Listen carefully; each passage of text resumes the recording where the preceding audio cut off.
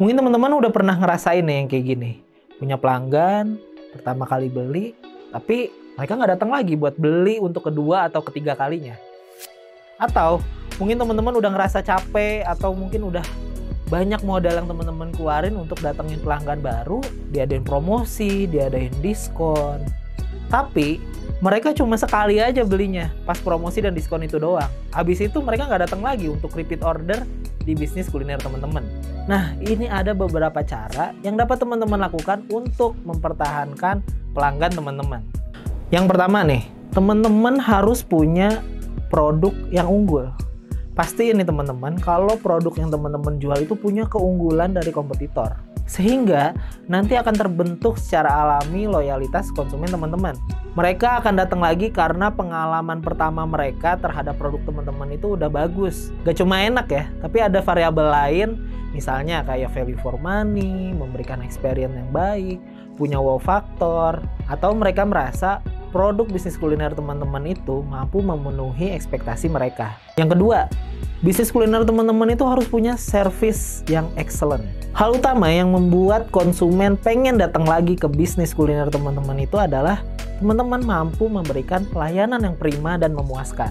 Hal ini dapat meningkatkan potensi konsumen teman-teman itu membeli lebih sering, membeli lebih banyak, dan mau merekomendasikan brand kamu ke teman-teman mereka melalui ulasan yang positif dan juga yang memuaskan.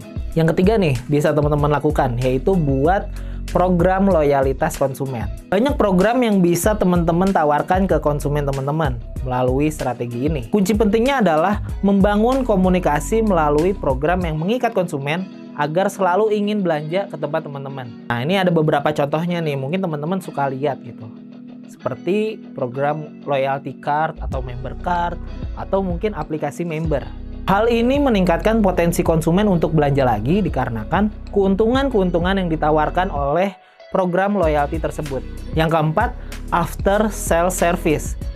Kunci agar program ini bisa berjalan adalah teman-teman harus memiliki database konsumen. Biasanya nih database konsumen itu bisa teman-teman dapat ketika mereka transaksi dan dicatat melalui aplikasi POS. Jadi pastiin nih teman-teman punya aplikasi POS yang bisa mencatat data minimal nama dan juga nomor telepon atau WhatsApp-nya konsumen teman-teman. Nah, ini ada satu contoh hal yang paling basic mungkin bisa teman-teman terapin kalau teman-teman melakukan hal ini.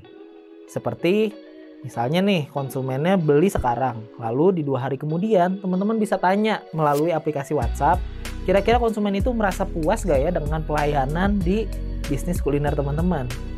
Nah, kalau mereka merasa puas, teman-teman bisa tawarin nih seperti paket promosi atau mungkin diskon karena mereka sudah memberikan feedback positif ke bisnis teman-teman.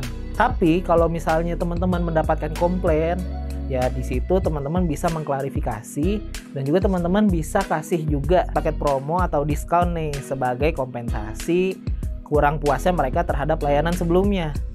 Nah, kompensasi itu adalah bentuk terima kasih teman-teman kepada konsumen kalau mereka sudah memberikan feedback dan masukan ke bisnis kuliner teman-teman, yang pastinya nanti feedback ini untuk improvement bisnis kuliner teman-teman.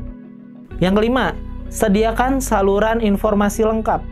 Bisa jadi ya sebenarnya konsumen itu nggak datang ke bisnisnya teman-teman itu bukan karena mereka nggak suka, tapi mereka itu lupa aja. Maksudnya lupa gimana? Mereka kurang mendapatkan informasi atau update tentang bisnis kuliner teman-teman. Maka teman-teman perlu menyiapkan saluran informasi yang lengkap, yang cepat tanggap, yang dimana saluran informasi ini bisa teman-teman gunakan untuk terus menginformasikan keberadaan bisnis kuliner teman-teman dengan segala programnya ke konsumen teman-teman. Dan juga jangan lupa, saluran informasi ini juga harus cepat tanggap. Karena jangan sampai ketika konsumen kita ingin memesan atau ingin menanyakan kira-kira buka nggak ya outletnya hari ini, jangan sampai nih udah nunggu lama tapi nggak dijawab. Nah, makanya teman-teman harus menyiapkan saluran informasi yang cepat tanggap. Bisa lewat mana? Bisa lewat WhatsApp, bisa lewat TikTok, bisa lewat Instagram, dan platform lainnya. Yang terakhir, yang keenam, yaitu berikan kemudahan dalam transaksi. Teman-teman pernah ngalamin nih kalau teman-teman makan ke suatu tempat, teman-teman lupa bawa dompet.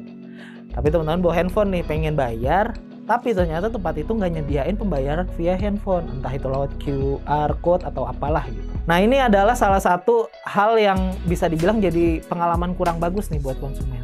Makanya nih, teman-teman usahakan di outletnya teman-teman, di bisnis kuliner teman-teman, ini menyediakan sistem transaksi yang lengkap, yang memenuhi kebutuhan konsumen. Entah itu lewat cash, entah itu yang cashless, entah lewat aplikasi handphone, dan lain-lain. Kuncinya, berikan semua kemudahan kepada konsumen, karena kemudahan tersebut akan menjadi penilaian positif untuk brand kuliner kamu.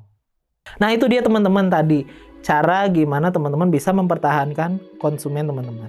Oke, jika teman-teman masih ada pertanyaan seputar bisnis kuliner lainnya, jangan lupa untuk drop di kolom komentar dan kita akan jawab di video-video berikutnya.